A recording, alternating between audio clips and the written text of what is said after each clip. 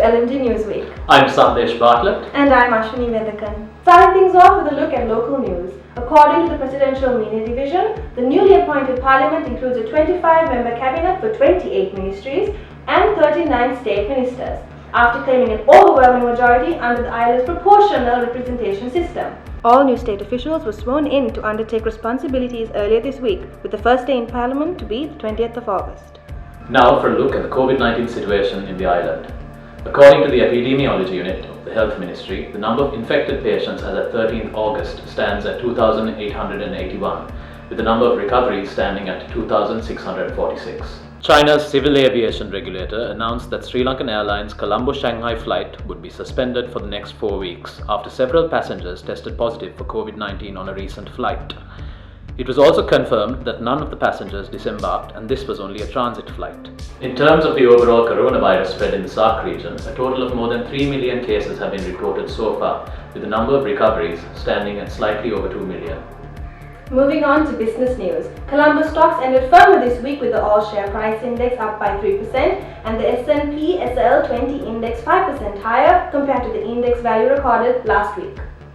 The government is to raise foreign currency loans up to $500 million with a term of at least 1 year to finance the budget. In a public note, the Finance Ministry called for proposals from banks and investment houses to raise the foreign currency term financing facility, which can have a fixed or floating rate based on the London Interbank Offered Rate, or LIBOR.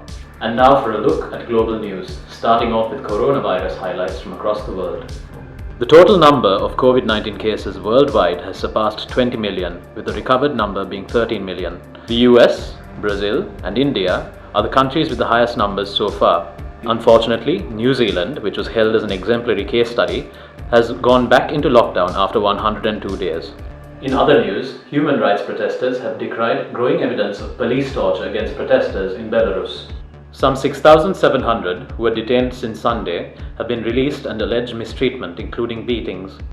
The protesters dispute election results which saw long-term strongman President Alexander Lukashenko return to power over Svetlana Tikhanovskaya, who was briefly detained and forced to flee to Lithuania. In America, 2020 presidential candidate Joe Biden has chosen California Senator Kamala Harris to be his running mate.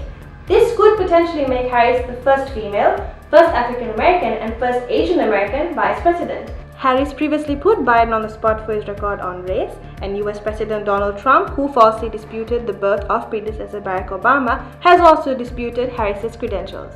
And despite concerns of a second Cold War owing to Sino-American tensions, the US and China are due to resume trade talks in the coming days that last took place in January before tensions escalated. In January, both countries agreed to ease restrictions imposed on imported goods from one another.